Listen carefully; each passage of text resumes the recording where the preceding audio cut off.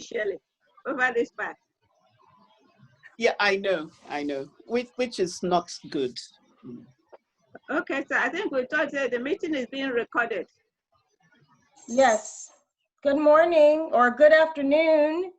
Hello. Good afternoon and good morning over there. So it's 11 o'clock. It's morning in the US. Good morning. It's morning in the US. It's almost 8 o'clock here. Whoa. I've been up since about what, 5:30, Ajama? yeah, 5:30. Yeah. So Thank you, yes, thank you. you're So welcome. we have Prof. What a Prof? Is he going to join us later or now? I'm gonna text him right now. Professor Welzi and Professor Lawi. So do we have everybody? We just don't have, The two guys are not here. right. You have two participants that are here in our meeting. Do you want me to ask them to move to the waiting room while we run No, through?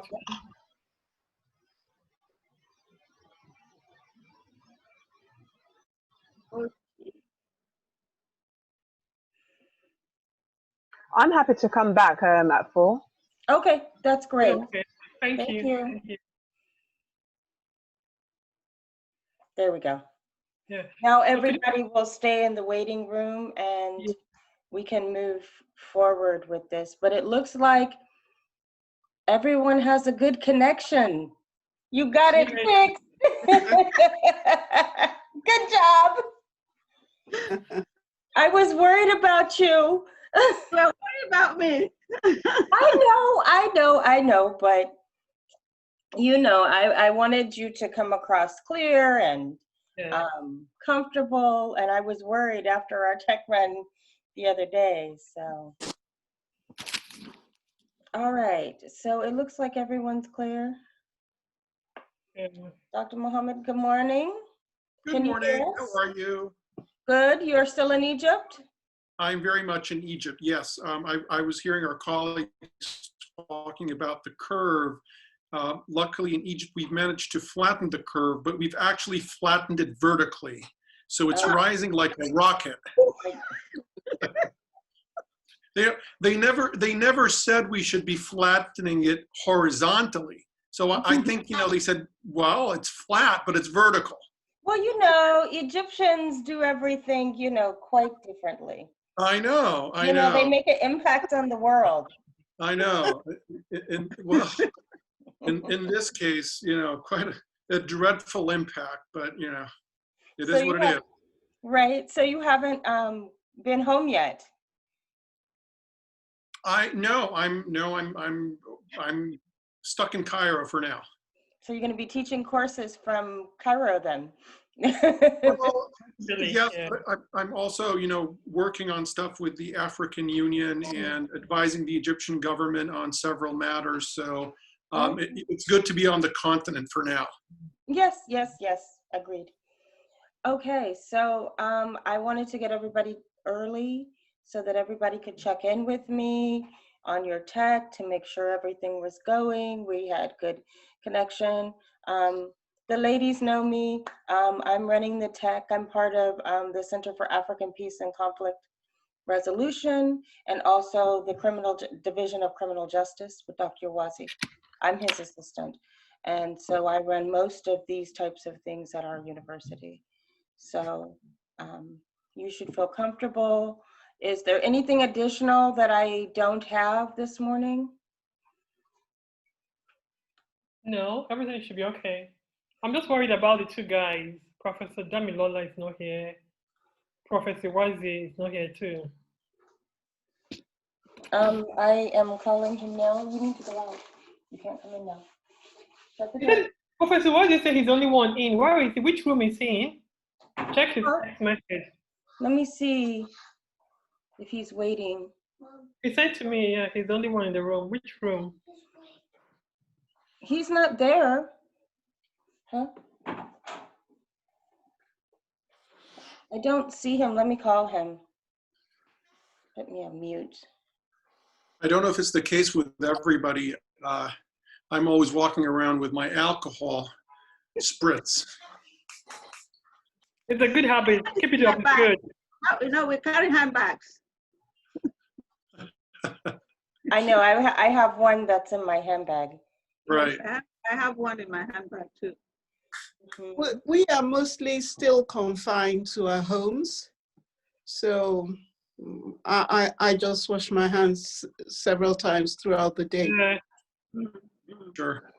I wash my hands, but I go for my morning walks. Oh, I you go do? outside. Yes, yes. Me too. That's what I was doing when Ijama was texting back and forth. I was. Oh, I'm not taking any chances. There's a joke that's going around in the United Kingdom that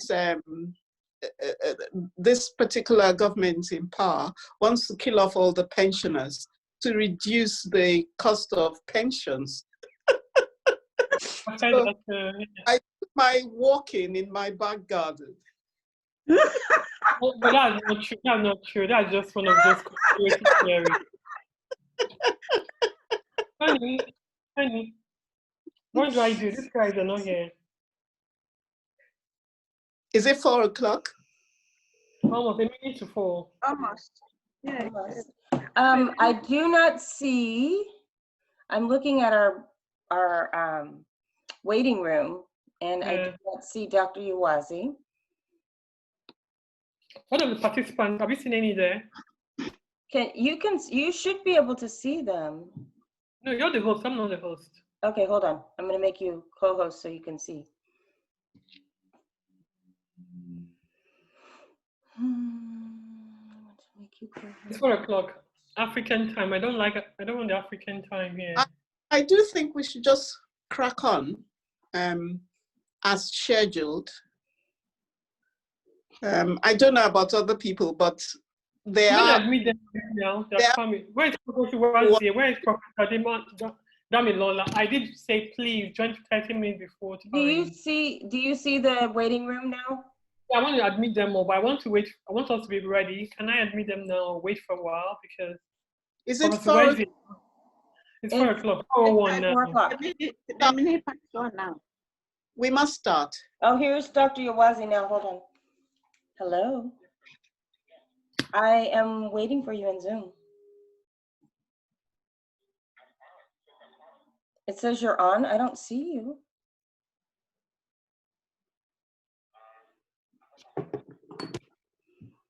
You might be the one for this afternoon. Do you want me to? Yeah, let me. I don't know how you configured it. Damilola was actually waiting like one of the participants. He didn't. Okay, let me see what's happening, and I'll see where you are. Hold on. I have to admit everything. I can't keep He them says waiting. he's on, but I don't. They've been in the waiting room. You made it. Go ahead, you can let them in. I've let them in, yeah. Hello, everyone. Hello. Good morning. Hello, Is it good morning evening. over there, afternoon, morning? It's evening. Good Oh, evening. Oh, good morning Oh. for you. No, yeah, Morning, bro. actually, How are you? afternoon. Yeah, it's Good actually evening, afternoon. Prof. Good evening, Prof. Agamo. Good to meet you in Good to meet you. online at least. Oh yeah, this is the second time. Yes, I remember in the other webinar. Yes, that's true. I think after now, then I have to come and look for you in Lagos, Prof, and meet you You in should. person. You should. Yes. I guess already, okay.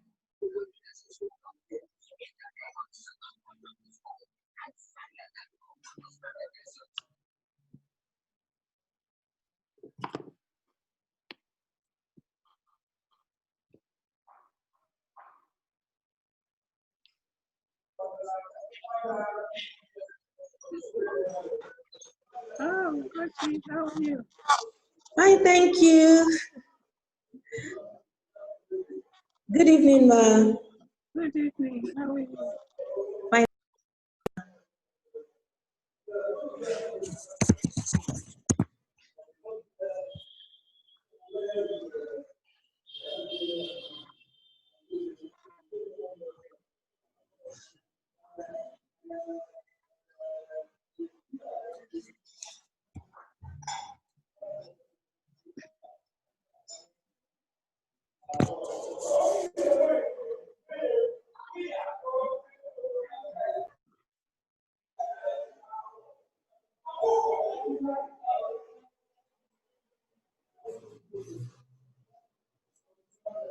Hello. Okay. How are you? I'm all right. How's everybody doing? I'm fine, thank you, Prof. Doing great, thank you. Okay, I was wondering if I would be the only one at this meeting, so I had the wrong link initially. That's strange. But anyway.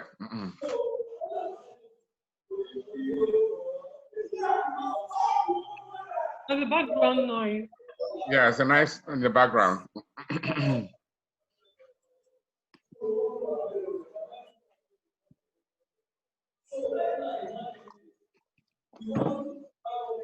It's still 8 o'clock in the morning in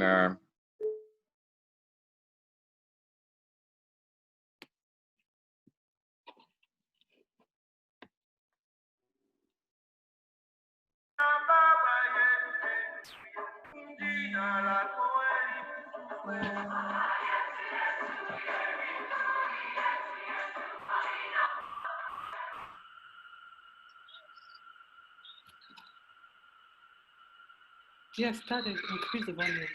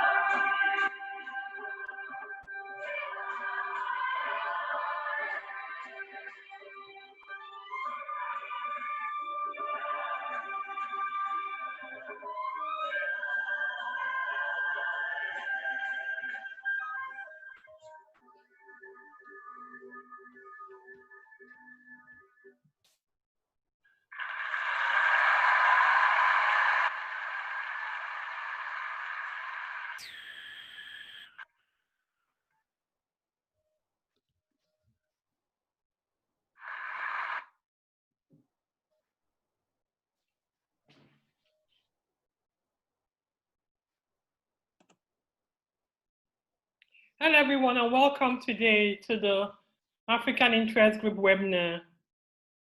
I'm the moderator and my name is Ijeoma Nonubu, the co-chair of the African Interest Group, a dual qualified lawyer admitted in the Supreme Court of Nigeria and the Senior Courts of England and Wales.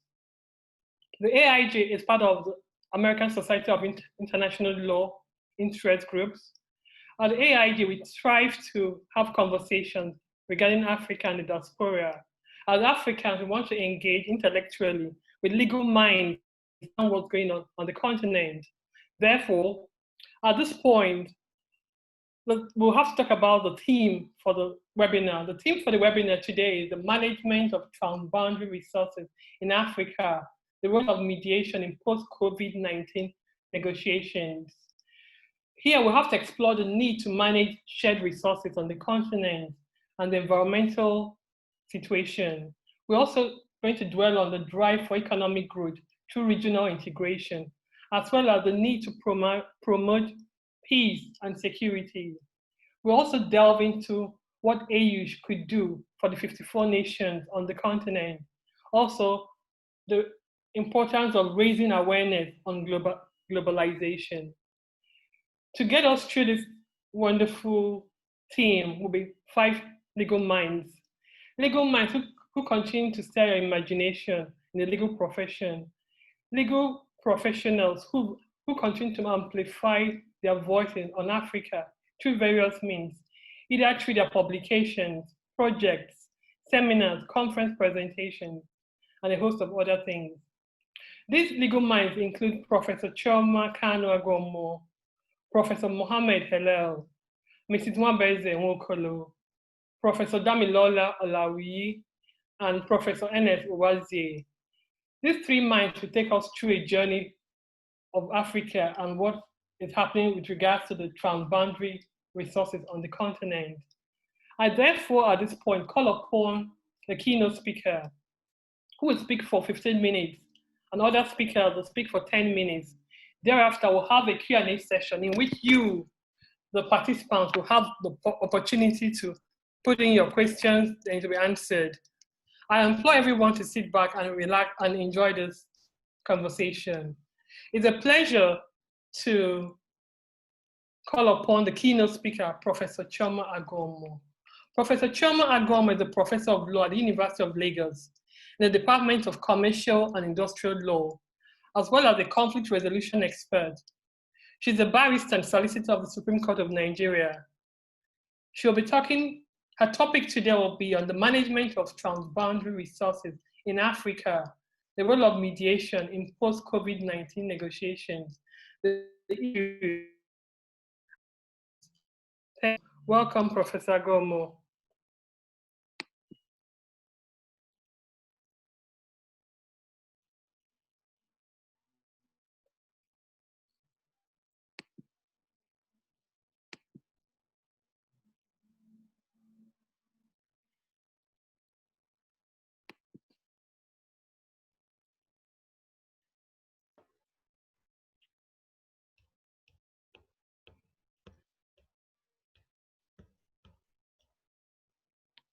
Professor Agomo.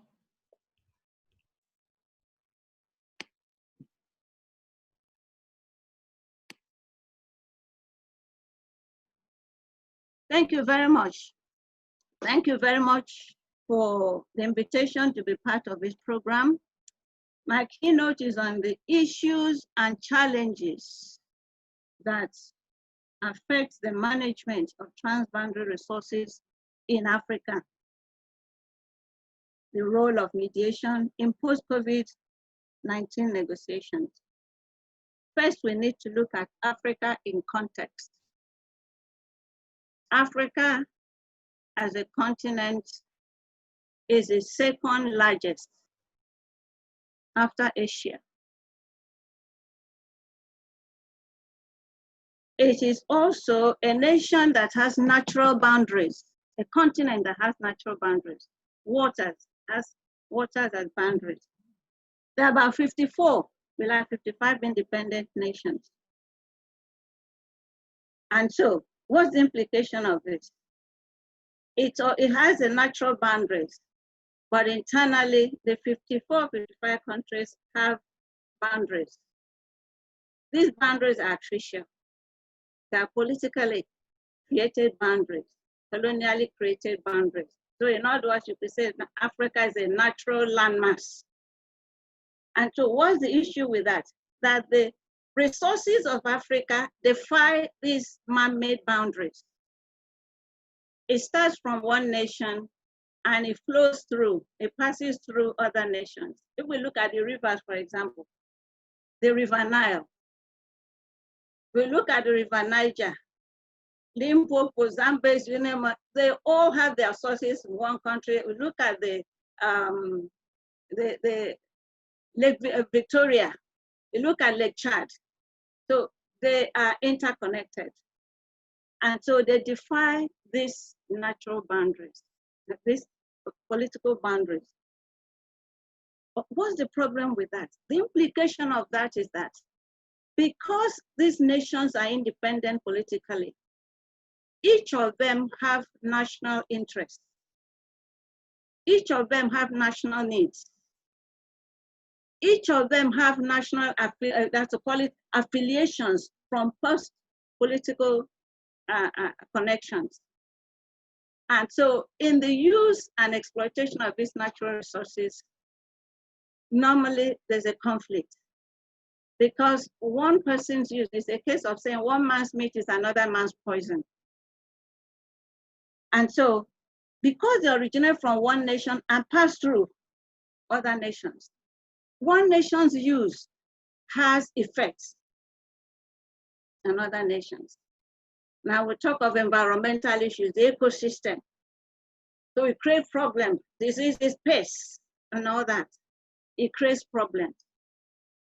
So because we have the issues highlighted, they're divergent issues. These divergent issues prevent Africa as a continent from looking at these transboundary resources as something for the common good, for Africans to look at it, to cooperate. So in practice, you have disputes, you have disagreements because of each nation's use or determination to exploit these resources in one way. The issue of sovereignty, we're independent nations, so we can do what we want to do, makes consensus difficult in the management or discussions on management of these resources. Different languages oftentimes make it difficult for people because you don't know where I'm coming from.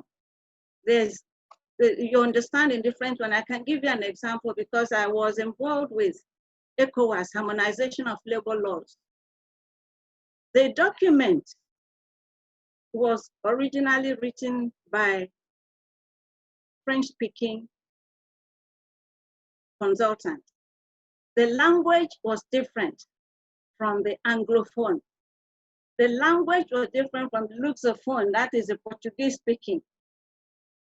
And since the 15 nations that make up ECOWAS will need to buy into this document, it had to be touched upon in the language that each nation can buy into.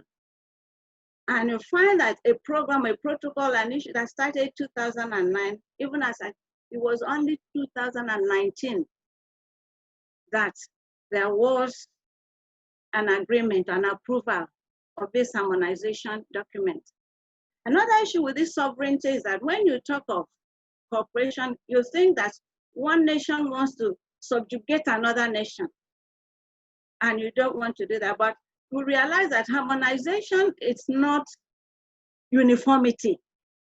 So failure to understand what is implied in this often creates problems, and each person or each nation goes back to its trenches. I've already mentioned the issue of different political affiliations and external influences, because oftentimes external influences affect the way one nation explores or exploits these natural resources.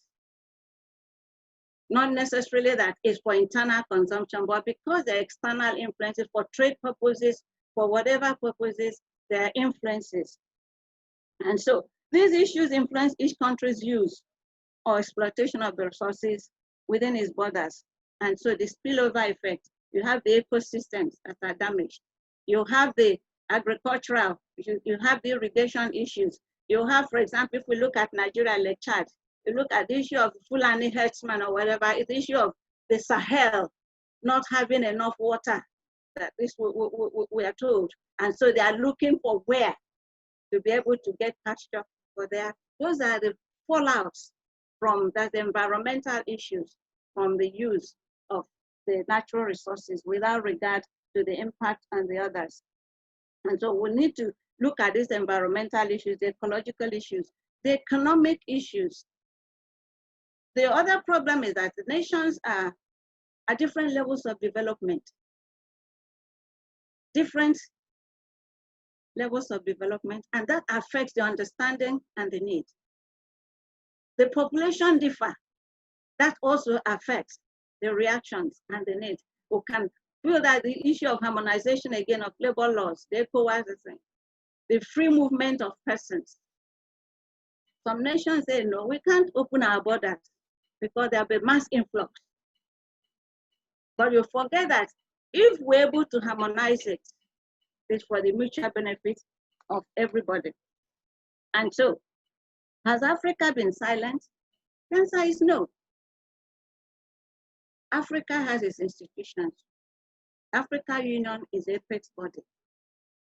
And we also have regional groupings. We have the East Africa Community, EAC. We have the Southern Africa Development Community. We have the Central Community, Central African Community, what you call the Economic Community of Central African States, and we have the Economic Community of West African States.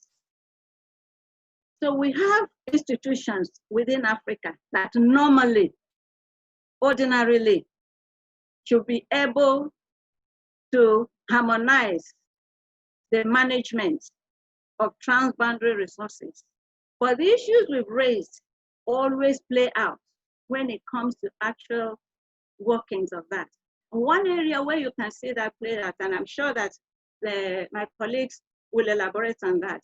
When you talk of the rivers, we have about, or more even, river basin boards or bodies in Nigeria, in Africa. But because of the transboundary nature, it's difficult for them to have uniform standards, how to manage, how to organize, how to run these river basins. So you find that one country has emphasis on one area, you might irrigate for agriculture. Another person has interest in another area, it wants to reclaim its forest, preserve it for tourism. You have so many for fisheries, for different uses. So it makes the management difficult. And so, what's the challenge? We have the challenge of reconciling political borders with natural boundaries. In other words, each time that Africa begins to look beyond the artificial boundaries and find that we have a common interest, a common heritage, we need to come together. It's not going to happen in one day, but once we begin to do that, things begin to move. Otherwise, it will always be a question of being maybe teleguided from outside, the exploitation coming for the benefit of those who are not even Africans, because we are not able to speak at one voice and to agree. So there's a challenge of reconciling political borders and the natural boundaries. There's also the challenge of self-interest is an issue. The issue, the self-interest. And then our challenge is how do we surmount this self-interest to the level of shared interest? It's not about my country, it's about our continent. How do we begin to see that in the context of our continent, not my country? You know, we have the same thing played out within individual nations. We'll find out you have my state, my ethnic origin, my this. The same thing that plays out at that level is something we have at a bigger level when it comes to Africa. We need to surmount it. The challenge is how to surmount it.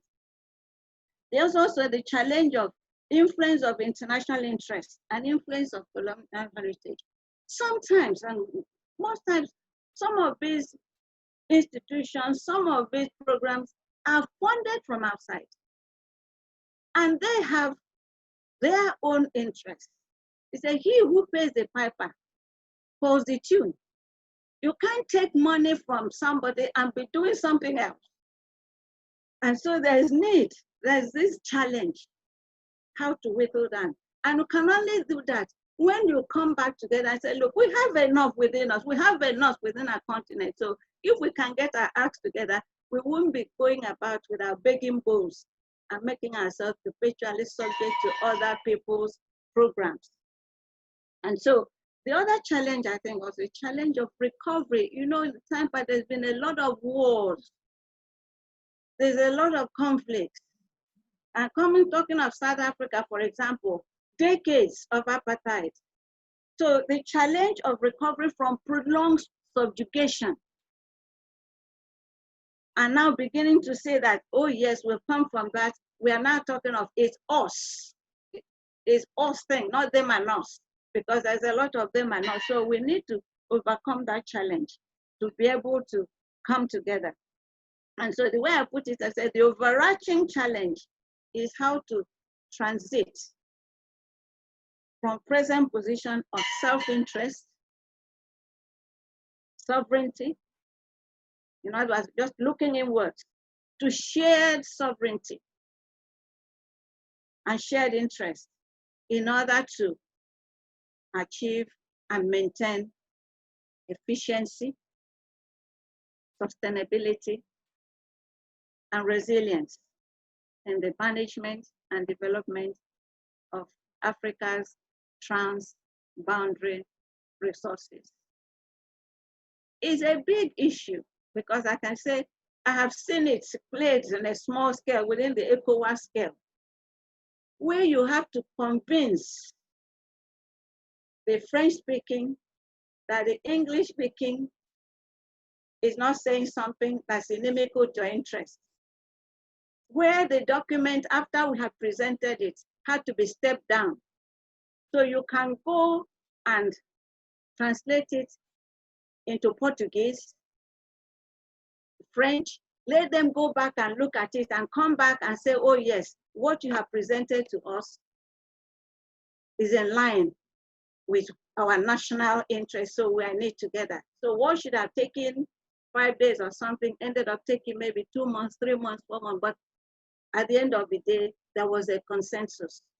And so that challenge is how to overcome the skepticism, how to overcome this drag of my nation versus them, and now begin to think of collective interest. And so when we do that, then we'll now find out the management of transboundary resources of Africa, which are enormous, more than enough for everybody. And so what's the way out? The COVID-19 pandemic has shown us something. Like I said, it's amazing. I mean, if anybody told you that the whole globe will be locked down, world powers, weak powers, everybody disarmed, helpless. And then you'll find that the solution does not really lie in conflict.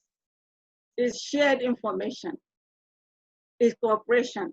And so the COVID-19 pandemic has become an eye-opener. I have 1 minute left, I have one eye-opener. So it's calling for a paradigm shift that will now begin to talk of cooperation.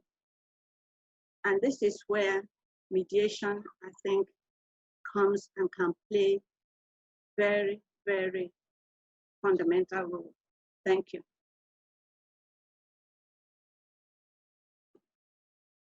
not uniformity. Thanks for that. We'll talk about all that during the question and answer session. Thank you once again. Our next speaker, the next speaker is Professor Mohammed Hallel. Professor Mohammed Hallel is a professor of law at Ohio State University, a member of the African Union Commission on International Law. He's also an expert in international law and an advisor to the Egyptian government. Professor Mohammed Hallel, you're welcome.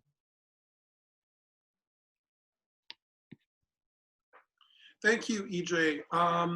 Let me start off by thanking you very much and the AIG, the African Interest Group at the American Society of International Law, for organizing this event and for your effort to bring together this stellar group of African scholars from around the world. So, and I also think this is a testament to our solidarity and to the unique connection that really binds us all from across the continent.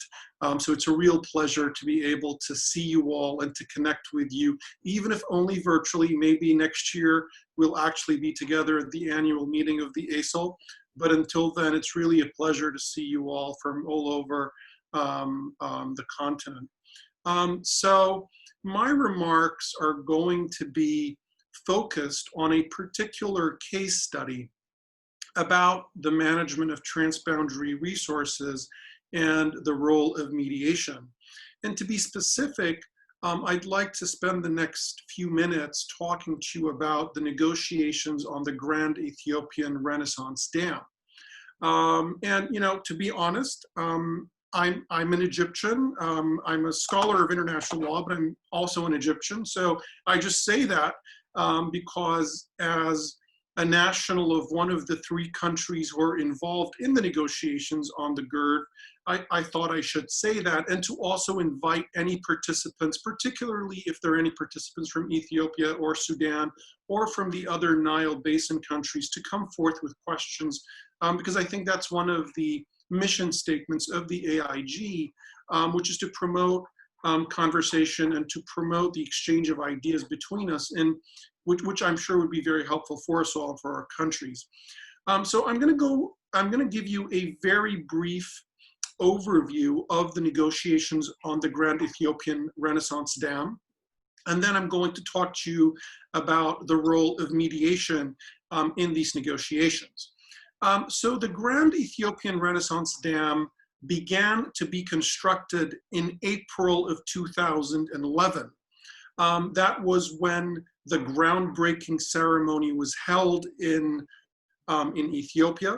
Unfortunately, the commencement of construction was undertaken without having prior notification or consultation with downstream states.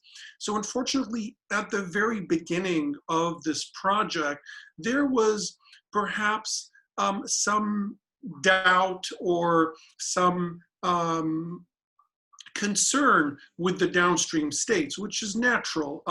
This is a massive dam. It's going to be the largest hydropower dam in Africa, and it is built across the Blue Nile, which is the most important tributary of the Nile River. And so naturally for Egypt and Sudan, they would have preferred to have been notified and consulted about this dam before the construction began.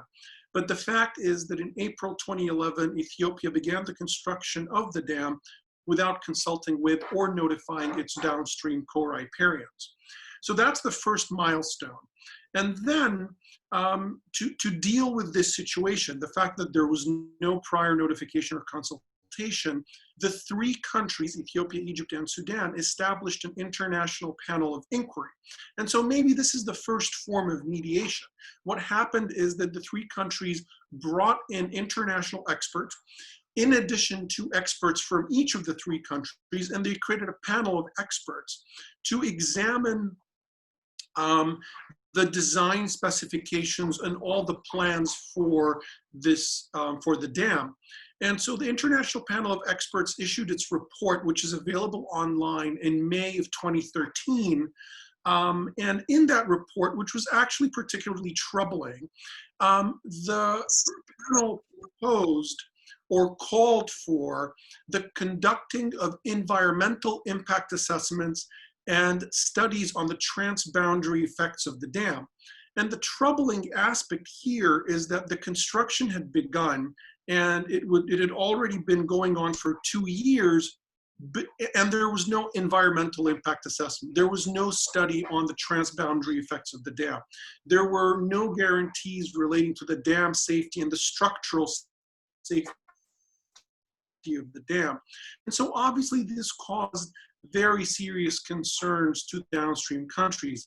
I can only tell you that particularly for our colleagues and friends and brothers and sisters in Sudan, this is very troubling, because if there were to be, God forbid, any problem with the dam safety or structure, the city of Khartoum, the capital of Sudan, could be inundated under almost 14 meters of water. So it's like a tsunami hitting Sudan. So it's very, very troubling indeed.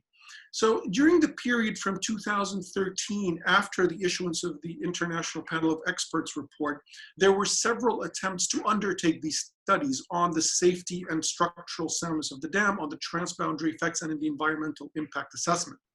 Unfortunately, none of these studies were undertaken. The 3 countries were unable to agree on a process through which to conduct these studies. And this is perhaps a different example or an additional example of mediation. The 3 countries tried to hire an international consultant.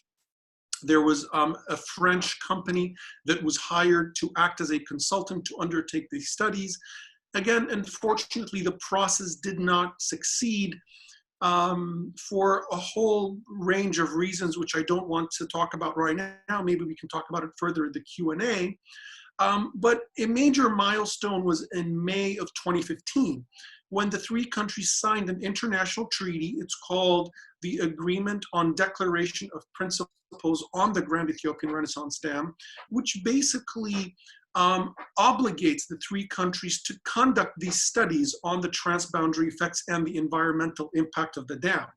So despite the fact that now we have an international panel of experts that issued a report and recommended these studies, and then we have a treaty that was concluded in 2015 that also required the conducting of these studies. Again, these studies were never conducted, they were never undertaken for a whole range of reasons and for very serious technical and legal disagreements between the 3 countries. So that's maybe another major milestone. Then in 2017, there was a summit meeting between the countries of the Nile Basin Initiative, which was held under the auspices of His Excellency President Yoweri Museveni of Uganda. It was a very kind and generous initiative on the part of the President of Uganda. Again, unfortunately, that meeting did not succeed in promoting greater understanding between Egypt, Sudan, and Ethiopia regarding the Grand Ethiopian Renaissance Dam. Then if we fast forward to 2018, there was an important meeting between different government agencies in the 3 countries that basically decided to commence negotiations on the filling and operation of the Grand Ethiopian Renaissance Dam. And basically the idea was that the 3 countries should agree on a treaty that regulates the filling and operation of this huge dam. And just to give you again an idea of how big this dam is, it can store up to 74 billion cubic meters of water, which is 150% of the average annual flow of the Blue Nile. So it is a very large facility. So anyway, starting in July 2018, there were several attempts to reach an agreement on the operation and filling of this dam, but unfortunately, these negotiations were not successful, which led to the calling of international mediators to join the talks. And specifically in November 2019, the United States of America, represented by the Department of the Treasury, and the World Bank joined the negotiations as observers and facilitators, and their job was to try to help the three countries reach an agreement on the filling and operation. And this process ended in February of 2020, where we have an agreement on the table that was drafted, or it was drafted by the United States and the World Bank, or with the participation of the World Bank. And Egypt initialed this agreement, and unfortunately, Ethiopia rejected the agreement. I don't know if some of our participants are following this matter, but unfortunately, in the past month, the matter has been escalated between the three countries, and Egypt, Ethiopia, and Sudan have all communicated with the United Nations Security Council about this matter. So it's really unfortunate that we have, that the matter has become, that the matter has taken a political turn, and that it has now become escalated and has been brought before the UN Security Council.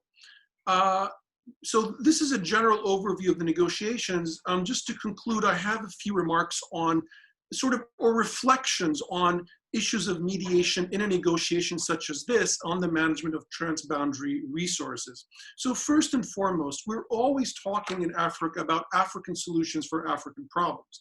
And I think that makes a lot of sense, and it's a very positive mantra. But in reality, in so many instances, African solutions are not necessarily available for a number of reasons. First and foremost, because the African parties involved have vested interests, which does not make them the most effective mediators. In fact, if anything, we found that mediation by parties that are less invested, by parties that are more detached from the issue, is actually helpful and constructive. So that's the first point. The second point is political. One of my reflections is that mediators should also have the ability to exercise some political pressure. And let me be very honest. As Professor Agomo was telling us in her keynote address, issues of sovereignty, issues of language, issues of state interest are very pertinent in matters relating to the management of transboundary resources. And because these negotiations involve very serious national interests, and because they have a very large political, the political stakes are very high, what I have found is that mediators, to be effective, requires that those mediators be able to exercise some political pressure, which is perhaps why the role of the United States was helpful, because as a country that maintains a very close strategic relationship with Egypt and Ethiopia, it was able to exercise some useful pressure and prodding to help the countries during the negotiations. Another matter perhaps relates to what I call, red lines, basically. I think whether or not a negotiation or a mediation succeeds ultimately relates to the red lines of the parties. If the bottom line, if the ultimate interests of the parties are irreconcilable, I don't think any effort of mediation is ultimately going to be successful. A successful mediator, I believe, is going to be able to distinguish between the positions and the rhetoric and the sort of the negotiation tactics. So the position that the parties start off with and their bottom lines. And I think a successful mediator would be able to prepare a package that satisfies the bottom lines of the parties while enabling them to compromise on their negotiating positions. And to be honest, I think that is what happened in the negotiations on the Grand Ethiopian Renaissance Dam. So the United States and the World Bank were able to develop an agreement and to place it on the table that did exactly that. It managed to maintain the bottom line and the core interests of all three countries, while giving all three countries enough to enable them to accept the agreement. At this point, what we're hoping for is enough political commitment and enough political will on the part of the three countries, but particularly Ethiopia, reached an agreement on the Grand Ethiopian Renaissance Dam. So those are my reflections, and I'd be glad to talk about this more in the Q&A session. Thank you. Thank you, Professor Mohammed. Thank you. That was a good informative. Very insightful. Very interesting. I enjoyed the part that talks about the water. That was quite big. Thank you. The next presenter is Mrs. Nwabeze Nwokolo. Mrs. Nwabeze Nwokolo is a dual qualified lawyer, having been admitted into the Supreme Court of Nigeria and the Senior Courts of England and Wales. She's the chair of the Black Solicitors Network, Midlands, UK. A lady who's involved in the Law Society in various ways and continues to represent minority ethnic concerns, and is in her fourth year as a member of the Law Society of England and Wales. She's a conflict resolution expert. Her topic is mediation and conflict resolution in Africa, post the coronavirus pandemic, what the AU could do for the 54 nations on the African continent. Welcome, Mrs. Nwabeze Nwokolo. Thank you very much indeed. I hope everyone can hear me. Yeah, we can hear you. I'm really grateful for being invited to participate in this event. I send greetings to our sponsors, organizers, fellow speakers, and our audience. We are humans because we talk and listen to each other. And when we work together and collaboratively, this is when we display our best attributes as humans. The whole world has been brought to a near standstill by the coronavirus pandemic. It respects no boundaries. It has made it possible for us all to pause a while from our busyness. We are helpless to this virus as we work together to find a solution to the disease. Yet within our anguish, George Floyd happens. The whole world rises together to condemn America's original sin, racism, the artificial construct created purely for the exploitation of one group of humans who attribute superiority to themselves and consigns another group of humans based on their color to the bottom of the economic and social pyramid, where, ironically, in the case of the United States of America, the so-classed inferior humans provide 400 years of unpaid labor for those who draw benefit from a systemic and structural racism.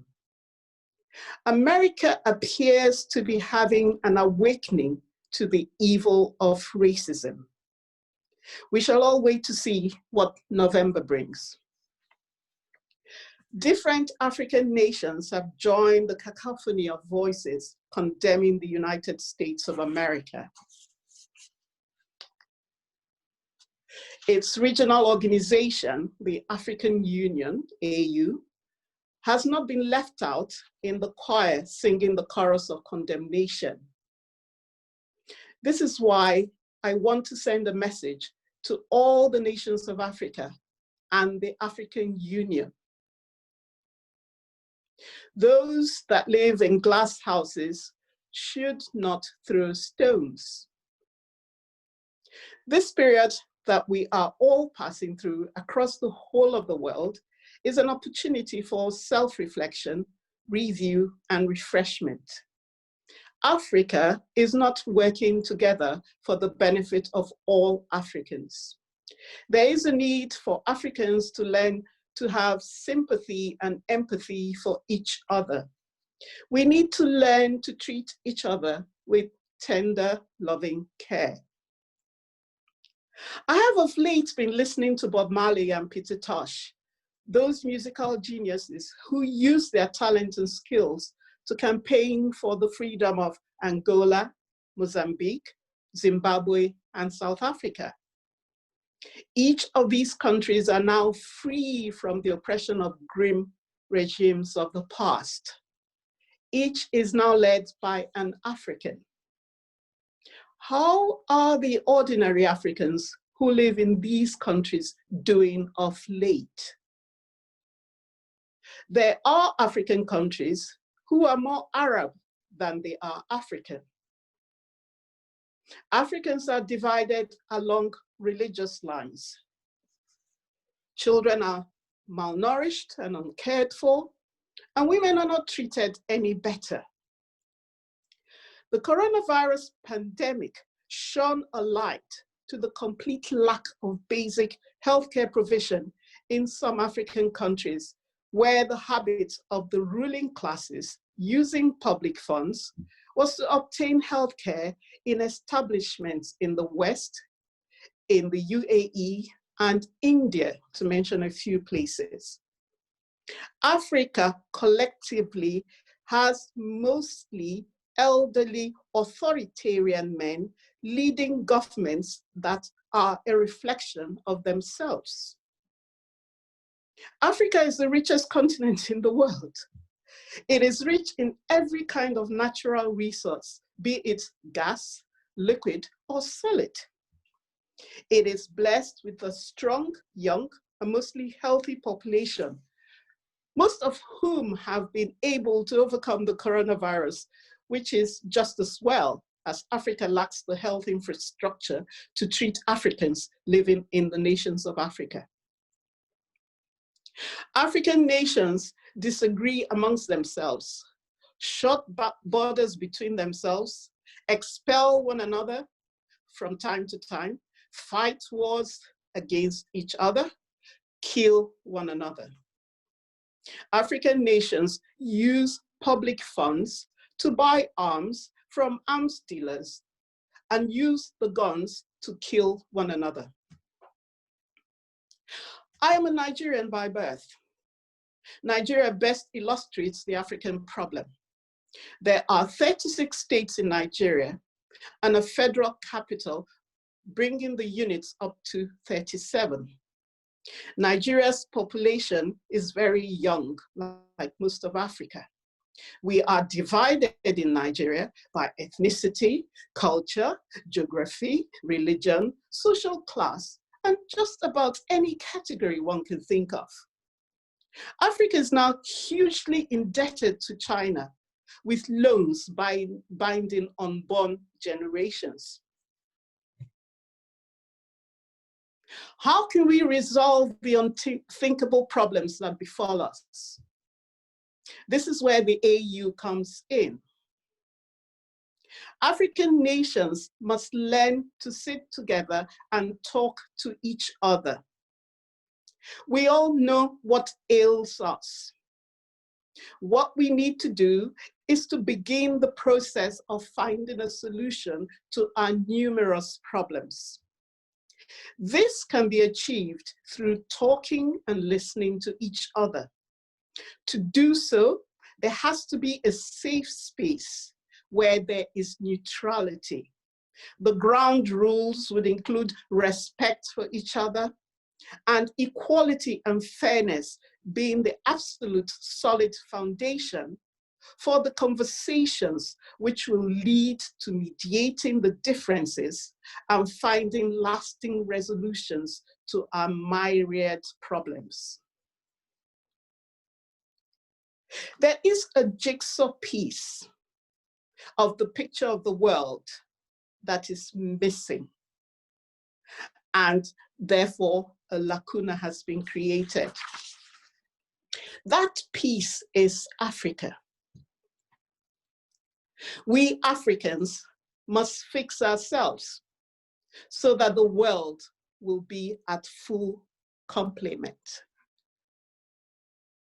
A solution must be found within and not without. We owe it to the millions of children not in school, roaming the various streets of African countries. I am an optimist, however, and I believe that Africa will one day wake up from its deep slumber. Thank you very much indeed.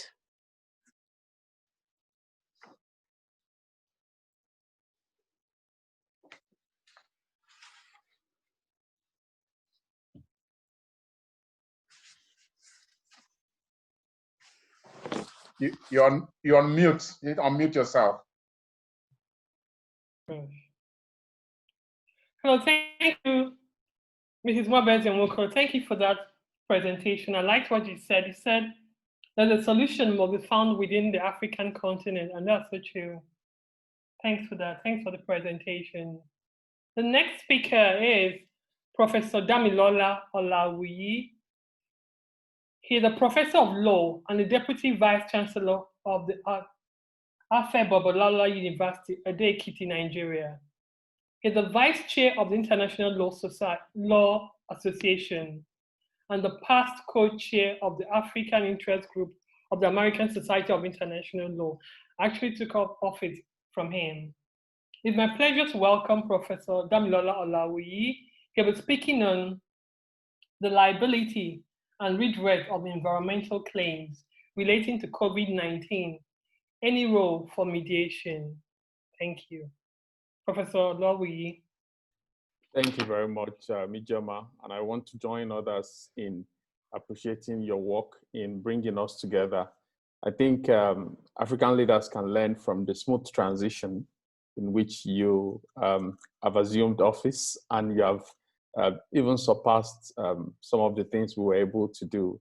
This program is an innovative one, which never happened during our time. So I think this is fantastic and it's wonderful. I also salute the other speakers before me for the wonderful and insightful information you've given us so far.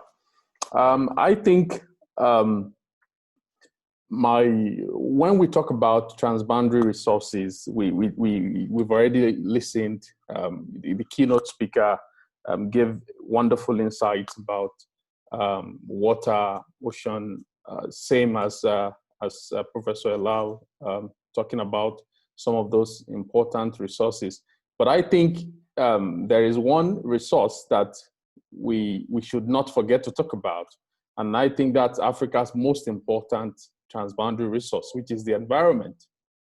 The environment is, we simply define it as air, land, water, and everything that makes up the ecosystem, without which we will not be able to live. And in this few minutes, I just want to ask, how can Africa get a better deal in terms of protecting its most important resource, which is the environment?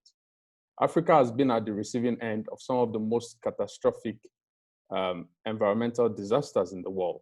Think of the cocoa dumping incident, transboundary movement of hazardous waste. Think of the movement of toxic waste across, from developed countries to Côte d'Ivoire, to Senegal. Think of the current prevalence of e-waste, electronic waste, movement of disused and abandoned computers to Africa. And think of many other harmful results of industrialization, which Africa continues to be at the receiving end. And you ask, why is it that, and also we can think of climate change as well, which is already affecting Africa beyond any other continent, mainly due to the dual vulnerabilities of African countries as arid countries, already hot, and then you now have climate change, which will make it hotter, and it's going to kill a lot of Africans. That is what the scientific studies have simply said. So how can Africa and Africans prevent some of this damage that are directly traceable to colonization, directly traceable as well to injustice? And some of us have been actively campaigning against what we term as environmental racism and environmental injustice, which always puts Africa and African countries at the receiving end of the negative or adverse impact of colonization. You can go ahead, you can, of industrialization rather, you can go ahead with that. There are a lot of them. You can talk about land grabs, in terms of trying to cite projects, but All these questions that we've been trying to ask have now received a new dimension with COVID-19.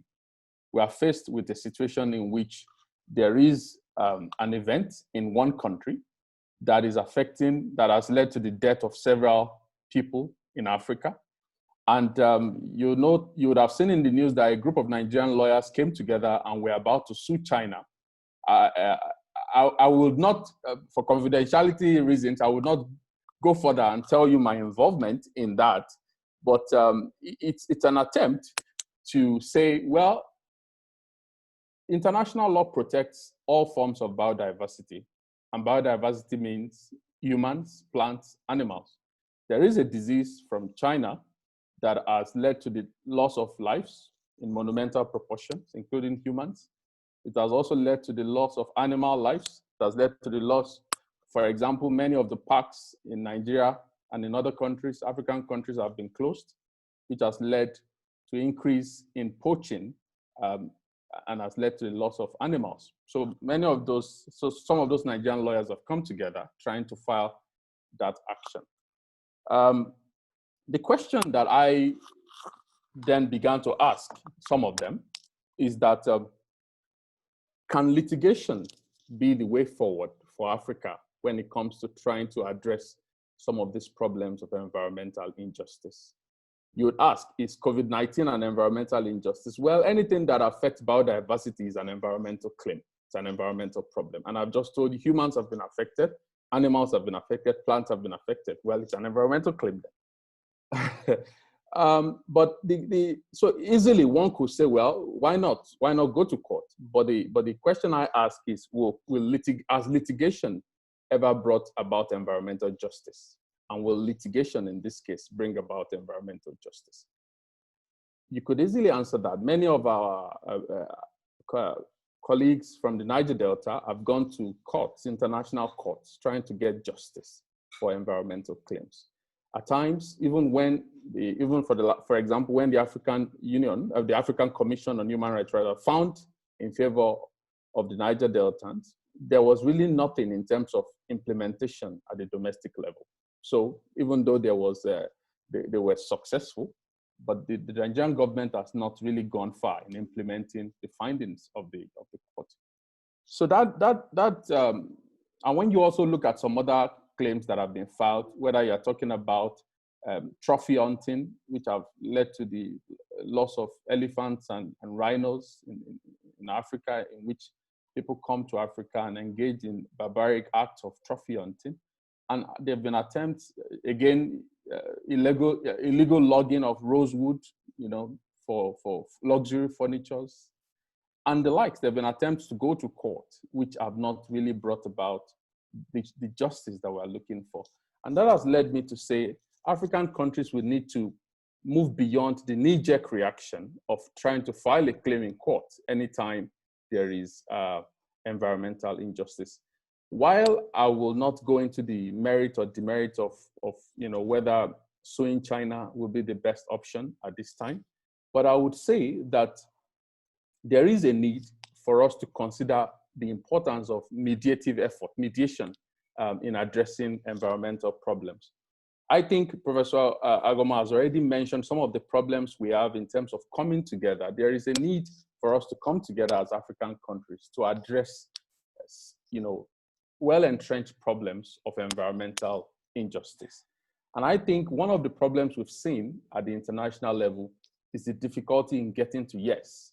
Whenever we go I've been a part of government delegation to many of these international environmental negotiations, and we see an increasing difficulty, even amongst Africans, to get to yes. You see the EU and the rest forming blocs, alliances, and achieving very strong environmental deals. But amongst Africa, it's always difficult, to overcome those divisions that the Prof was talking about. So I think that's something that has to be addressed. Otherwise, Africa will continue to get a terrible deal when it comes to environmental justice. I think another problem is the difference in the levels of capacity and resources amongst African countries, rather. So you find that there is always, and that brings about the difficulty, it's always difficult to categorize the environmental situations and challenges of African countries, because the level of resources, the level of capacity, the level of knowledge is just so different. How do we overcome that? I think an event like this is a starting point, and we need more of this, in terms of capacity development, getting everyone to be speaking the same language. Even though we have different tongues, we can't speak the same language when it comes to environmental justice. I think there is also a need for us to promote what I call integration in terms of information sharing.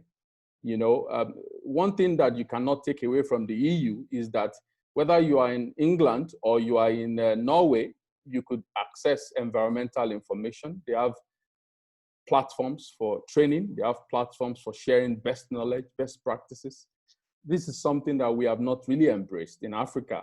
So when you're in Senegal, you really don't know what is going on in terms of environmental best practice in South Africa or in Nigeria. And I think that is a problem that has made it difficult for us to exchange best practices and help ourselves when it comes to knowing our environmental rights and protecting them. I think the last one I would mention, is that there is also a need for us to dismantle outdated laws or practices that make it difficult or that sideline the voice of women and youths in environmental decision-making and planning. The environment is dynamic, it is vibrant, and we have always said there will be no environmental justice without gender justice. There will be no environmental justice as well without integrating the perspectives of youth into decision-making. And lastly, there is a need for us to think about joint funding in terms of having some of the wealthy members of the African societies fund events and programs that would lead to environmental justice. I'll leave it at that. Thank you very much. Thank you, Professor Lawi. Thanks a lot for that insightful presentation.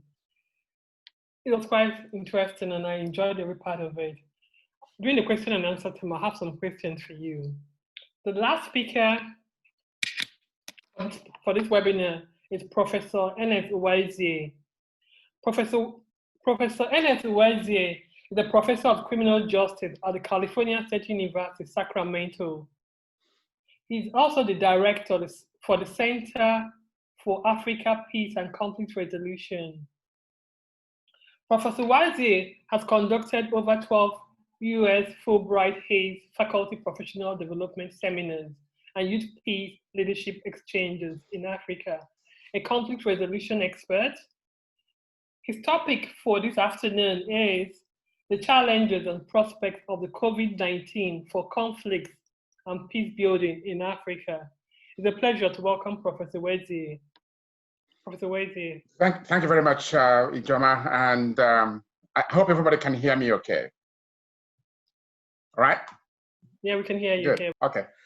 It's a pleasure, and the benefit of being the last speaker and also the non-lawyer is I have definitely learned a lot from all the presentations that have come, so you've made my job really more easier.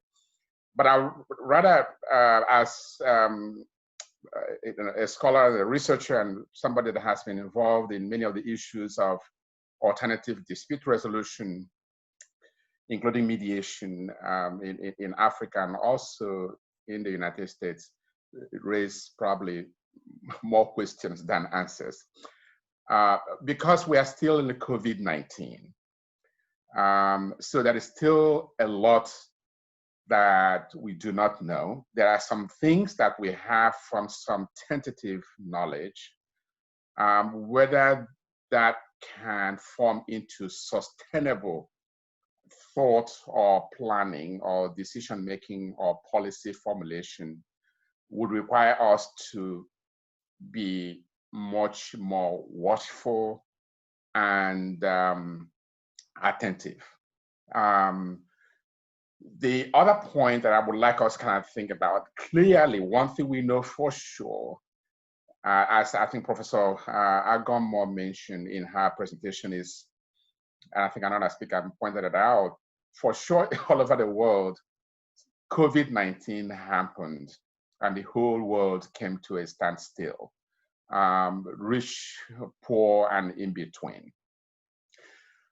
And what that really suggests clearly in my judgment, is when we are at the negotiation table or mediation and talk about ceasefire, that it actually can happen, because at some point, people did stop whatever they were doing because of a fear of something. Indicates that as human beings, we do have a lot more in common than the things that we think divide us, right? You know, if nothing else, the value for life and health and security. The other thing, definitely, with regard to COVID-19, we know for sure is that it would need to give us a good sense of what that new norm is going to be. What we do as mediators or peace builders or conflict resolution practitioners or leaders, what we do, how we do it, and why we do it, and maybe when we do it. As we begin to think about COVID-19, before the COVID-19, Professor Olawoye mentioned, you know, the things that Africa dealing with environmental justice was definitely prominent. Whether in terms of internal boundary movements for a place like Nigeria, from where I come and still have very strong ties, people moving from the northern part of the country to the southern part of the country, mostly because of environmental, although some may have other explanations for that. Or even Africans moving out of the continent with regard to our young people dying in Red Sea as they try to move to Europe in quest for a better life, or issues of human trafficking in different ways, whether within Africa or across the world, or the day-to-day issues in terms of criminal justice reform. In Professor Agom's bio, I noticed that she is involved with the Prison Fellowship International, and has been quite prominent in the continent, and I believe in Nigeria, in bringing about or thinking seriously about the prison population, who we put in prison, why they should be in prison, and what to do with them while in prison, and especially when they come out, how to respond to these kinds of issues with regard to imprisonization or incarceration.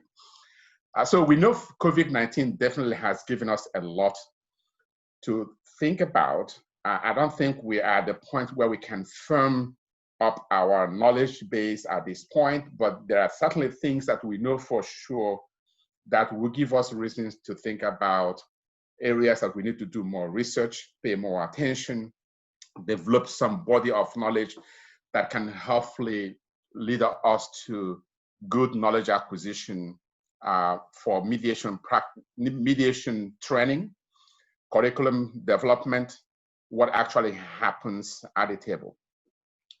Because of COVID-19 and the lockdowns, quite a good number of mediation sessions, either organized by the African Union or ECOWAS or many other sub-regional organizations, or even at the different country levels, pretty much came to a standstill. And quite a good number of them remain.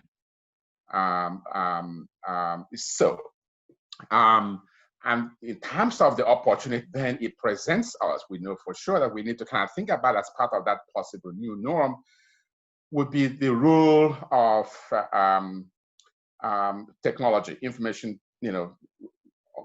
platforms, Zoom, webinar, telephone. What I think Attorney Nonubu has done some work on in terms of online dispute resolution. What are some of the limits and possibilities for mediation online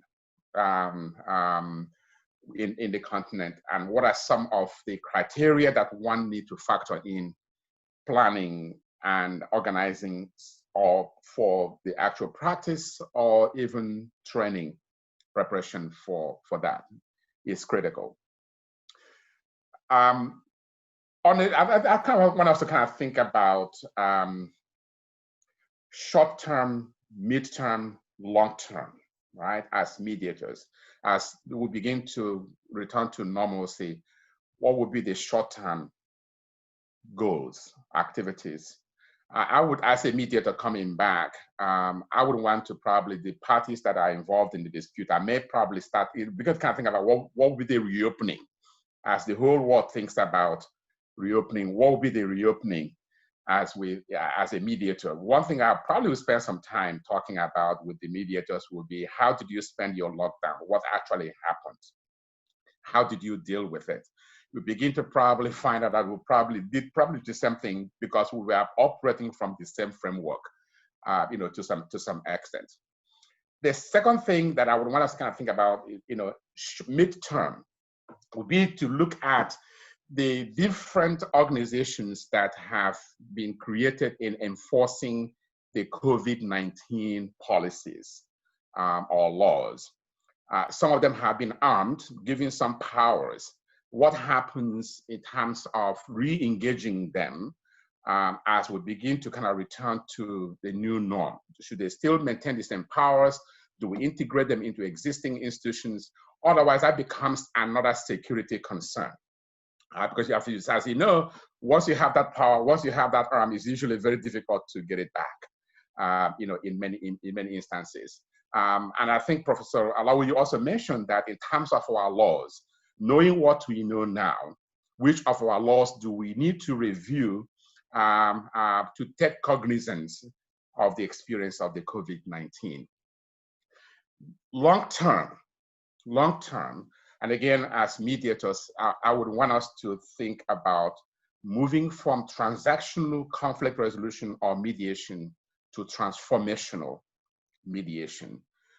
One thing for sure that COVID-19 has been very transparent, if anybody was in doubt, is the state of inequities in our world. What role can mediation or mediators play in policy formulation, review, or even when we begin to write about and do research and do advising and consulting, to maybe set some new norms about what a good agreement is? Does it advance social justice, or does it reinforce those inequalities? Typically, when a good mediation is an agreement is what the parties have agreed to, so long they knowingly, willingly sign on to it. As mediators, and I think Professor Hilal talked about political pressure being exercised to some extent. We can have a discussion about that, but definitely it should raise our own level of consciousness and conscience. To what extent that the mediation itself helps to move the goalposts so that we can transform society and bring it to a better place. And I think that requires us to begin to think about a new generation of peace leaders, of mediators. The things that we kind of talk about in our Center for African Peace and Conflict Resolution, a new initiative we're working on now on the Africa Peace Fellows Initiative. So I think long term, we need to be very, very much mindful of social justice concerns, transformational mediation, restorative justice, and reducing the social inequalities or inequities in our midst. And look forward to continuing the discussion even beyond this webinar. And I appreciate the invitation and the Center for African Peace and Conflict Resolution to have been a co-sponsor, and thanks to Ijoma and Tony for making it possible. Peace. Thank you, Professor Weze. Thank you for the informative presentation. Thank you. I'll wait to the Q&A session to raise my questions. At this point, we've come to the end of the presentation, the 5 presentations. It's an honor and a pleasure to welcome the participants to raise their questions, and the speaker will respond accordingly. Feel free to indicate if you're muted.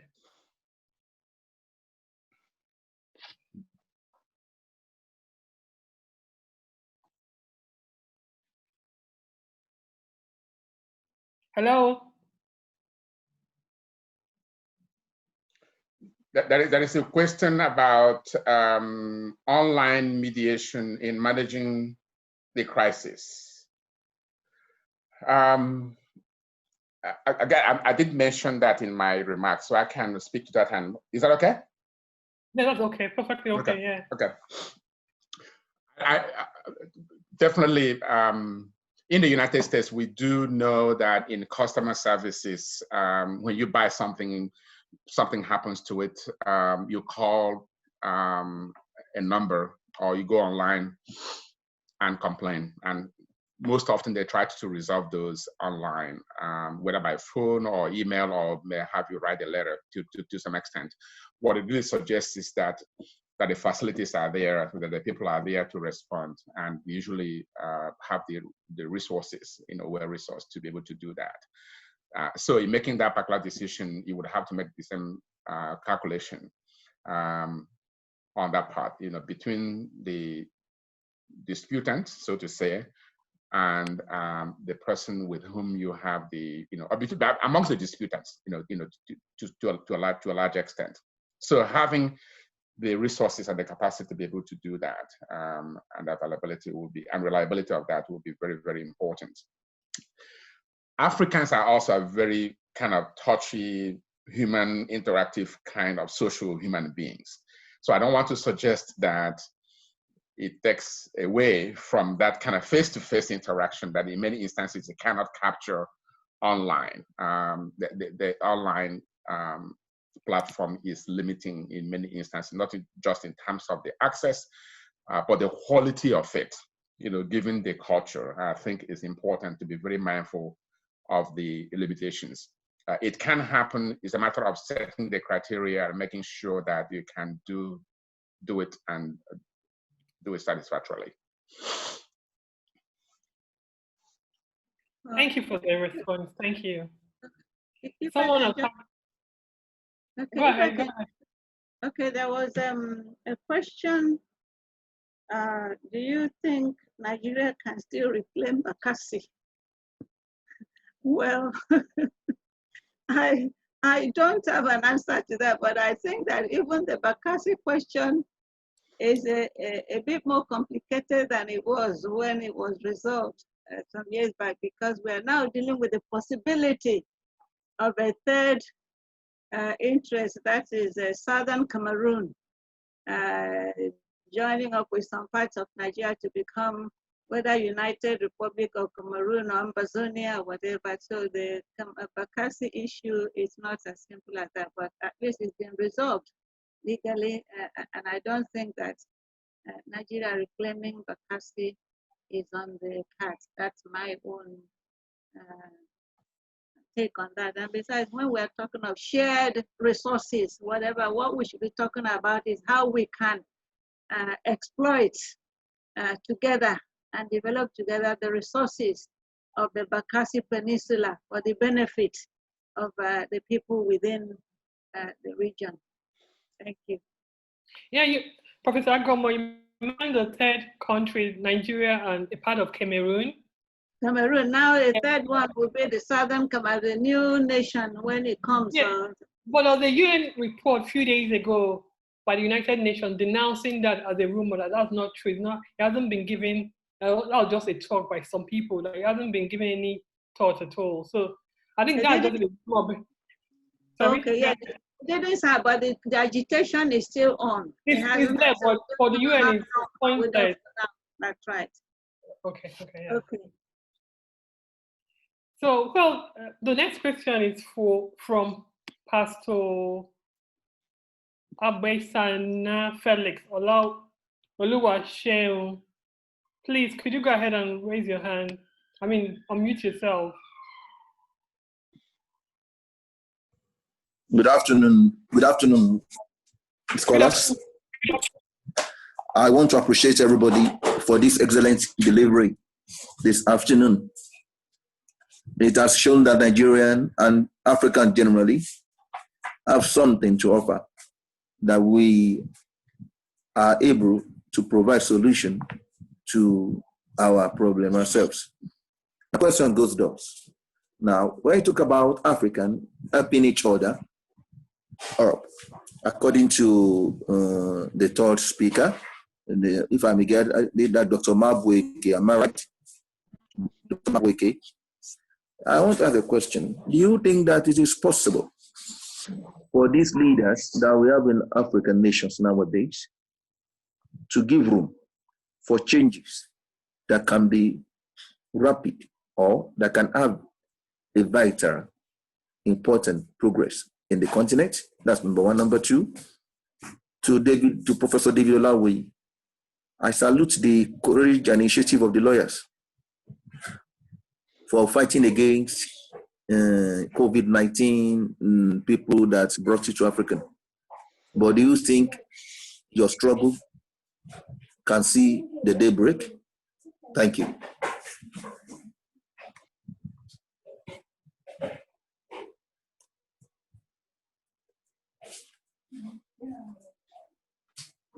Sir, who was the question for? Number one, I said, number one, I asked the question, I directed the question to Dr. Mabweze. Mabweze. Yes. Mabweze. Dr. Mabweze. Dr. Mabweze. I'm yes, not very kind of you to have elevated me in that way. Your question is, what do we do with our very tired leaders in Africa? This is the $1 million question. As far as I'm concerned, Nigeria is failing the whole of Africa. There is a lacuna that has been created because Nigeria fails to lead. We have the most populous nation of Black people anywhere in the world. 1 out of every 5 Black people are Nigerians. The Africans of the first and second diaspora are looking to Nigeria for leadership. And I am as frustrated as you are, but what I have is hope. And politics is something that everybody must participate in. We need to hold our leaders to account. Right now, the leaders in Africa across the board have failed ordinary Africans.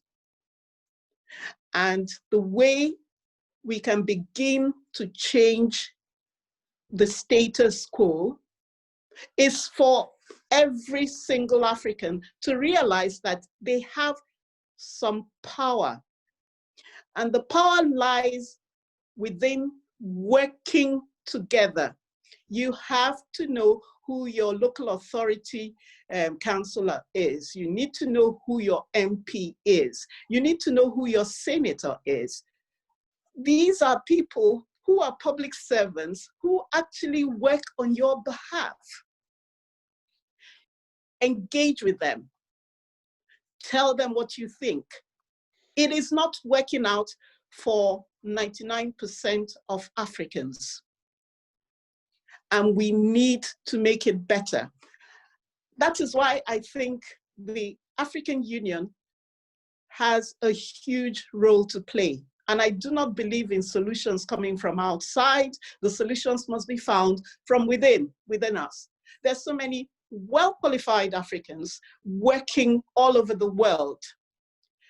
Some of them have been driven out of Africa because there is no recognition of competence and merit.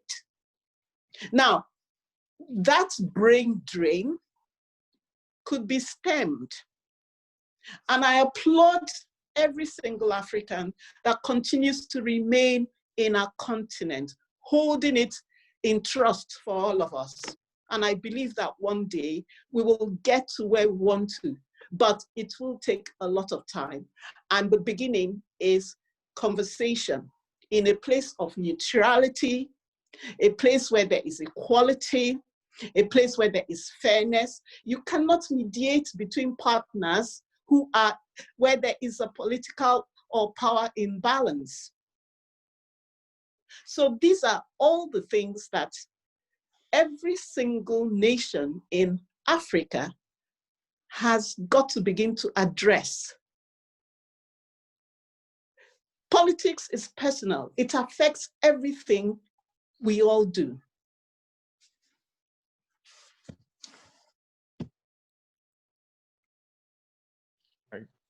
I will take the second question about the suit. I think the question was whether that will see the light of the day or whether that will succeed. And I, while I don't want to preempt or get into the minds of the lawyers that are involved in that litigation, one thing that I know is that one problem we've had in the past in Africa is when environmental resources, as I like to describe them, are being abused, and then we are okay with philanthropic approaches, philanthropic gestures, when, for example, large multinationals come and say they've built a clinic or they've done some feel-good things in response to significant environmental problems. And I think that is something that has to change. And so while one may not be able to tell the merit of this claim or whether it will succeed, one will know for sure that it provides an opportunity to go into negotiations in a position of strength, rather than looking for the world or China to come and do some sort of philanthropic, oh yes, we give you this gift, whether it is face mask or 1 carton of hand sanitizer in response to COVID. I think by going through the approach of enumerating one's claims, enumerating the damage that has been done, that gives everyone a better picture of what to ask for in a real negotiation or mediation setting. And I think that would be one advantage that could come from that litigation approach that those lawyers have decided to take. I think it allows us to move beyond this philanthropic approach of looking for feel-good gifts when significant environmental claims are happening. And I would use the opportunity to take the other question by Emeka Mwadioke, who says, how has former colonial powers impeded getting to yes among Africans, and how can this be overcome? That's another fantastic question. And I think whenever there is this talk of Africans getting a better deal, what policymakers normally come up with as the best solution is what we call South-South cooperation. And we've seen even a number of foundations saying or centers saying they are looking into improving South-South cooperation. And South-South cooperation simply means enhancing cooperation between Africans or between the South, that is developing countries, let them come together and negotiate in one voice. But what we see is that due to the vestiges of colonialism and colonization, you see that it is always difficult for African countries to come together. There is this attachment. Number one reason is this continuous attachment to metropoles. You see the French-speaking countries always almost like getting instructions from France. And you see some of the English-speaking countries getting instructions from the US and from England. And you see some of the Portuguese-speaking countries getting instructions from Portugal. And so it's been very, very difficult for African countries to come together and get to yes. Another vestige or another problem of colonialism is the fact that you still see that due to lopsidedness in the distribution of resources, most of the important decisions about Africa are taken outside of Africa, not by Africans. For example, it has been something that has been a shock to our imagination that the African Development Bank will almost be overtaken by the United States, dictating the terms under which the African Development Bank should run and pick its next president. And that is just a simple example of of one of the legacies of colonialism, which is that many of the important decisions about Africa are not even taken by Africans and are not taken in Africa. So unless we address some of these entrenched vestiges of colonialization, it will be difficult for African countries to move forward. African countries must take over their own destinies. Decisions about Africa must occur in Africa. And I think we must begin to reduce the impact of metropoles by coming together in one voice. Thank you. Thank you very much, Professor Olawiyi. In order to make sure we maximize the time, there's a question here from Mrs. Mowo to either Professor Gomo or Professor Mohammed Hello. I suggest Professor Hello answer this question because it's got to do with the now. Professor Mohammed Hello. Yes, I'm right here. Yeah, So the question says, it says,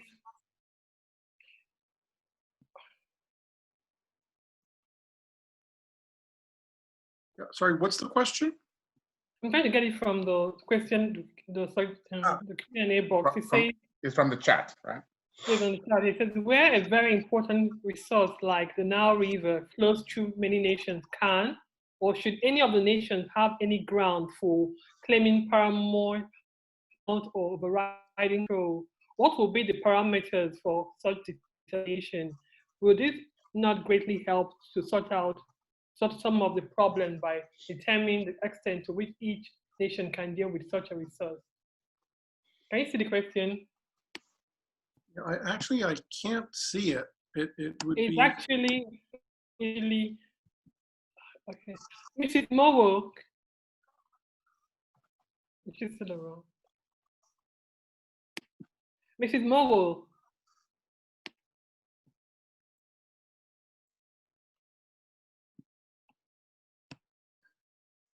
So I can't see the question. So if you look at the 906, right? No, that's not it. I think I just pasted the question again. Oh, okay. Oh, yeah, I got it. Thank you. Okay. I got it. Thanks. You All said right. it. Oh, thank you. Yeah. There we are. All right. We're a very important resource like the Nile flows through many. Can or should any nation have any grounds for claiming paramount or overriding control? What would be all right, got it. So I think the short answer is absolutely not. So the question, just in case it's not available for everyone, it says where a very important resource like the Nile River flows through many nations, can or should any of the nations have any grounds for claiming paramount or overriding control? And the answer is definitely no, because as I think everybody who studies the law of the international law of transboundary or international water courses, the cardinal principle of this area of international law is the equality of right, which basically means that all riparian states have an equal right to share the benefits of a shared resource. And I would say that that is perhaps the overriding assumption in all areas relating to the sharing of transboundary resources. So when it comes to the Nile, I don't think any particular country can or should exercise or invoke the concepts of sovereignty over the shared resource. A shared resource continues to be the joint ownership of all the riparian states. I think the challenge is, how do we reach a win-win solution?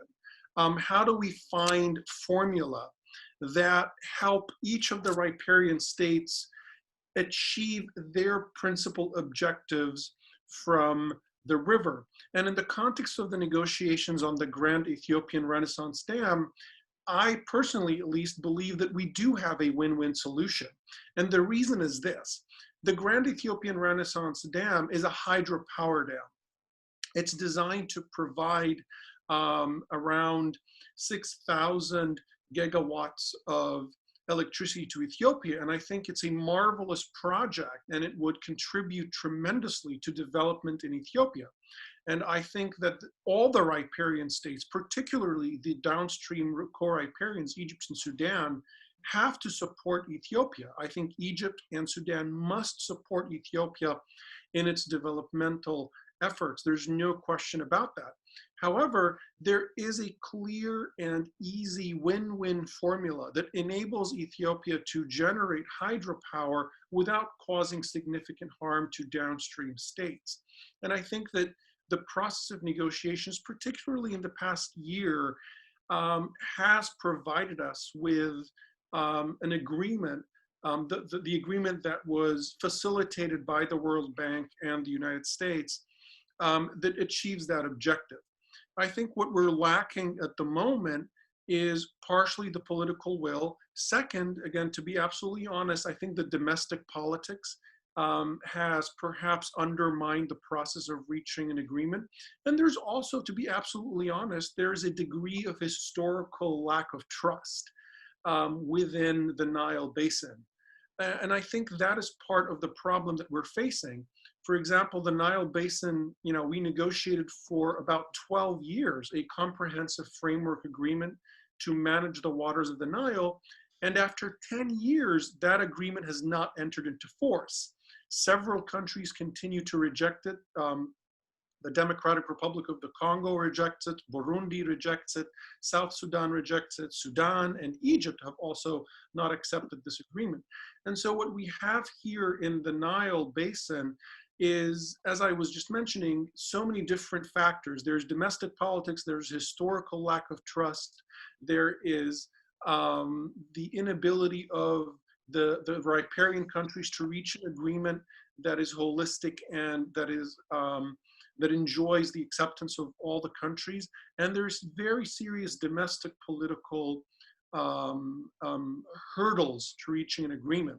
And I think that perhaps one of the speakers had mentioned something, I believe it was Professor Uwazi, Professor Ernest Uwazi, about the exercise of pressure by mediators. And I think this is an interesting point that requires some discussion. And the reason I brought it up is because when I think of previous successful cases of mediation, when we think of the former Yugoslavia, when we think of attempts to reach an agreement between Egypt and Israel in the Middle East, when we think about Pakistan and India, and many other major disputes, in some instances, the exercise of pressure, and I'm not talking about coercion here, I'm talking about pressure, just political pressure to try to encourage the countries to become more flexible. It's been my experience that often pressure of that nature might be helpful in just prodding the countries and pushing the countries to make important compromises. And again, I just want to emphasize, I'm not talking about coercion, I'm not talking about any kind of forceful pressure, but definitely political pressure that would be helpful in essentially convincing the countries that it would be in their interests to compromise and to adopt a more conciliatory approach. Thank you. Thank you. Thank you. We've come to almost the end of the session for today. Is it possible to make a comment about one of the comments made earlier? Okay, yeah, go ahead, please. Yeah. Thanks, Professor Halal. We can maybe continue this conversation. I see coercive mediation. Donald Rothschild, my good friend, late now, thinking. But we can continue that conversation. I hear what you're saying. I want to, and this briefly with regard to Professor Mwabweze's, Mrs. Mwabweze's Nwokolo's comment. I hear the passion, the disappointment, the frustration with leadership in Africa, and I think we can go on and on. We can also talk about the same thing currently in terms of where we are in the United States, right? in a way. However, yeah, what I want us to be very mindful, though, is to not paint with a broad brush. For anybody to tell me that there is no successful African leader, I would, the person may not have an A, may not be given an A, but as a professor, if somebody may be expected to give an A, but the person ends a C, I would see a C is a C, not an F. So I just want to make sure that we are measured and that we are fair as we definitely hold our African leaders or leaders wherever we are accountable, but more importantly, as mediators, acknowledge what they have done well, hold them accountable in terms of what they have not done, and more importantly, gently and constructively suggest where we think they should be going, much more so than condemnation. Thank you. I would like to put forward a rebuttal. I'm surprised a lawyer would want to rebuttal. I'm terribly sorry. I am very passionate about Africa. No need to apologize. I believe in the continent of Africa, an Africanist. I was brought up by people who believed in Africa, and they fought for the freedom of African nations from their colonial masters. It is disappointing to me, the state that Africa is in, and I believe we can do better. I'm sorry. I love Africa, but we are not doing well. And we must have some degree of self-respect. We cannot continue to blame other people for our problems. We cannot look for solutions outside of Africa. The solution must come from within. And it is Africans that will find that solution. Our present African leaders, where do we begin? Is it in South Africa? Or is it Congo? Or Rwanda? Or Kenya? Or Nigeria? How many Africans drown on the Mediterranean trying to get out of Africa? How many Africans actually identify with Africa? They prefer an Arabic identity. Even my own nation, I'm Igbo. Some Igbos think they're Jews.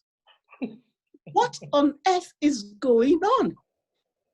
We are Africans, and we must embrace our Africanness, not just because of Africa, but because of the rest of the world.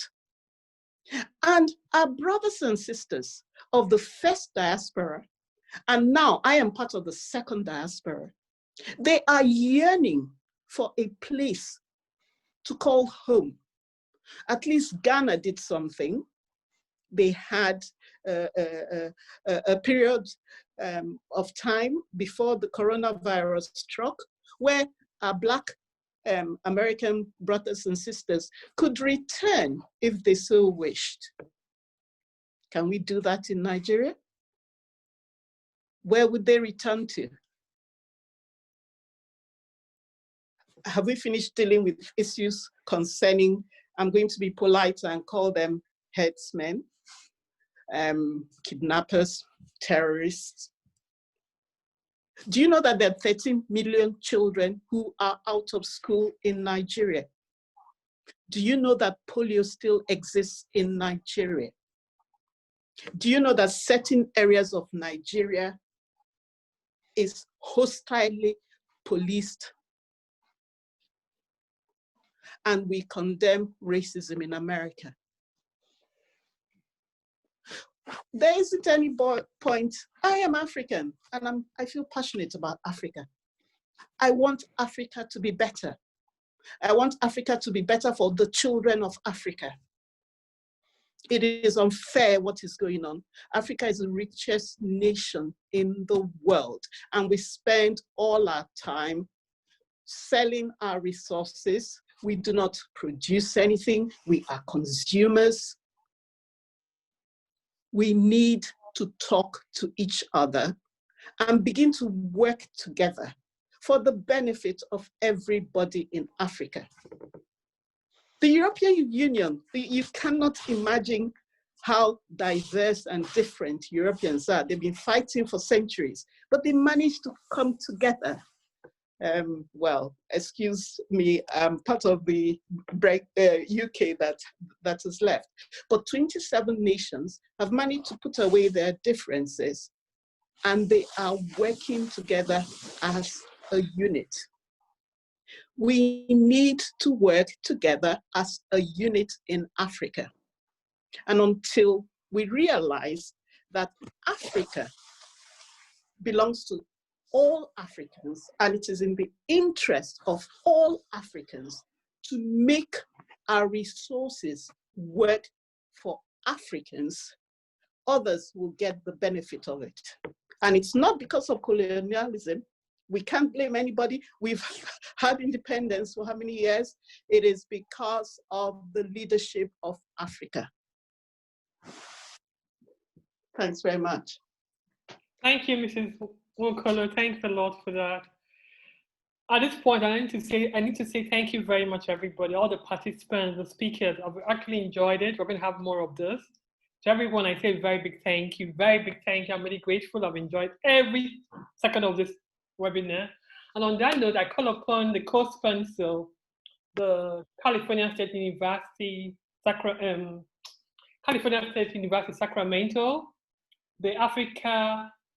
the Center for Africa, Peace and Conflict Resolution Director, Professor Wedzie, to give the closing remarks. Thank you.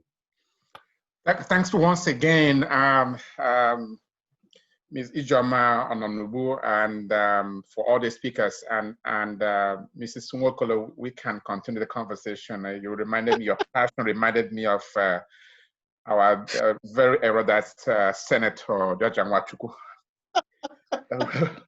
whom you have your maiden heritage, especially coming from the same part of Nigeria. But it has been very enlightening, informative, and insightful presentation and discussions. And the Center for African Peace Conflict Resolution is pleased to be a co-sponsor of this. And thanks to Attorney Ononubu for making the approach and really organizing it. And our administrative assistant, Tony Tinker, for working very hard on a very short period to try to put this together with the technology. We have had some very useful discussions. I'm hoping that there will be probably some brief report on that to guide us. More importantly, that we continue to learn, we continue to research, we continue to document the things we talked about. The issues and more. Three things for me remain quite clear. One is post-COVID-19, there will be more conflicts. There will be more need for mediation. But you know what? There'll be less resources. You will have definitely the continuing environmental, human security, health challenges or conflicts. There'll be more for mediation activities, but the resources will be much limited, and that kind of challenges us. One thing also we know for sure is that there will be opportunity for other ways of doing our work as mediators online, being mindful of the limitations. We need to be on the forefront of that and take leadership where and as appropriate. It's not quite clear to me whether the world is going to be smaller or larger post-COVID-19. The jury is still out on that. There is definitely some pushback because of the COVID-19 that this is a result of globalization. But also we know that without the global effort, we'll probably be much worse off. Do we need each other more or less? As mediators, we know the reality is that the world is a global village, not only because many of us are out in the diaspora, but that's the reality of the economy we live in. And finally, let's continue to look for the search for the solutions, internally and externally. My sense is that to the extent we believe that the world is a global village, the answers are both at home and abroad. But we need to be able to creatively and imaginatively fashion out the solutions that will be responsive to a particular environment or context or culture and people that we find ourselves. So let's continue to learn. Let's continue to dialogue. And it's been a great pleasure. Peace. Thank you, everyone. Thank you, and see you some other time very soon. Thank you. Thank you very much. Thank you. Thank you, everyone. Thank you. Bye. Thank you. Bye. Thank Bye, you. Prof. Thank Bye. you. Tony, thank you. Tony, thank you. Thanks a lot. Thank you, everyone. Thank you. Thank you. Bye-bye, Thank everyone. you so much. Bye. Thank you, Ma. Bye, brother. Bye. Thank you. Bye. Bye. Bye. Bye. Bye. Bye-bye. Bye-bye, everyone. Bye. Bye. Bye. Bye.